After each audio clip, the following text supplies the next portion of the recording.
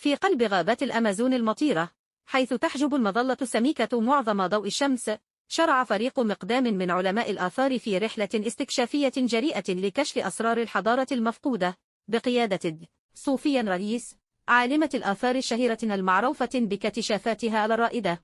انطلق الفريق مجهزا بمعدات عالية للتقنية وشعور بالإثارة الممزوجة بالخوف. بدأت الرحلة برحلة مضطربة في طائرة مروحية صغيرة تتنقل عبر السحاب الكثيف والعواصف الممطرة المفاجئة، وبعد ساعات منل التحليق فوق بحر أخضر لا نهاية له. هبط الفريق أخيرا على مدرج مؤقت من حوت في الغابة، وكان في انتظارهم مرشدهم ماتيو، وهو مستكشف محلي مطلع على مخاطر المنطقة وأسرارها. وبينما كانوا يغامرون بالتعمق أكثر في البرية، كان الهواء كثيفا بالرطوبة، وكان نشاز الغابة يغلفهم. دكتور، كانت رييس وفريقها يبحثون عن المدينة الأسطورية المفقودة، والتي يشاع أنها مخبأة في أعماق متاهة الأمازون.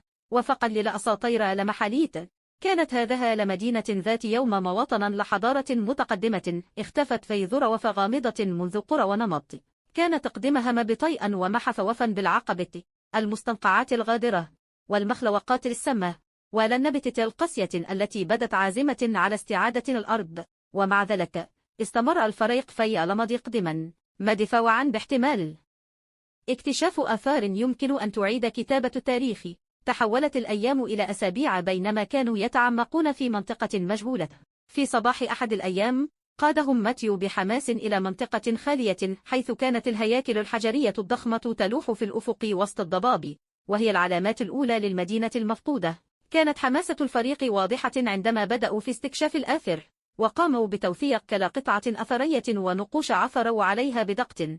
ومنابين الآثر اكتشفوا منحوتات مزخرفة تصور مشاهد منال حياتنا اليومية، احتفالات وتجارة ومجتمع مزدهرة. ضاع الآن مع الزمن. دكتور، أفترض ريس أن هذه الحضارة قد طورت تقنيات متقدمة في الزراعة والهندسة المعمارية، وهو ما يتضح في أنظمة آلري المعقدة والساحات الكبرى التي تنتشر في المناظر الطبيعية. ومع ذلك فإن اكتشافاتهم لم تكن خالية من المخاطر.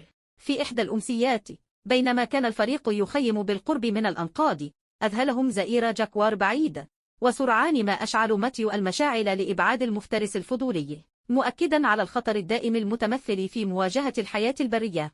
وبينما كانوا يتعمقون أكثر، عثر الفريق على غرفة مخفية في عمق الهرم الأكبر، وفي الداخل عثروا على مجموعة من القطع الأثرية مثل المجوهرات الذهبية والأقنعة الاحتفالية والتماثيل المنحوتة بشكل معقد. دكتورة، تعجب رييس من الحرفية، وأدرك أنهم عثروا على موقع دفن حاكم بارز، وكان من بين القطع الأثرية مخطوطة قديمة توضح بالتفصيل تاريخ المدينة وعاداتها. وبمساعدة لغوي محلي يرافق الفريق، بدأوا في فك رموز المخطوطة، وكشف أسرار هذه الحضارة الغامضة. من خلال المخطوطة علموا بحدث كارثي، فيضان مدمر اجتاح المدينة، مما أدى إلى زوالها في نهاية المطاف، وتفرق النجون في الغابة. واستعادت الطبيعة مدينتهم التي كانت عظيمة، وقد حظيت اكتشافاتهم باهتمام عالمي، حيث اجتذبت العلماء والمؤرخين المتحمسين لدراسة الكنوز المكتشفة حديثا. دكتور، عملت رييس وفريقها بلا كلل للحفاظ على القطع الأثرية وتوثيقها، وجمع قصة الحضارة المفقودة التي ظلت مخفية لعدة قرون. ومع ذلك كان نجاحهم حلو ومرة. ومع اقتراب الرحلة من نهايتها، قال دلل وتحدث رييس عن هشاشة التاريخ وأهمية الحفاظ على بقايا الماضي. ستستعيد الغابة أسرارها في النهاية، لكن أصداء هذه الحضارة المفقودة سيظل يتردد صداها عبر العصور.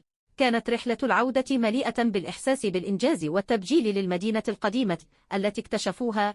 دكتور، كان ريس يعلم أن النتائج التي توصلوا إليها ستعيد كتابة كاتب التاريخ، وتسلط الضوء على حضارة منسية منذ زمن طويل.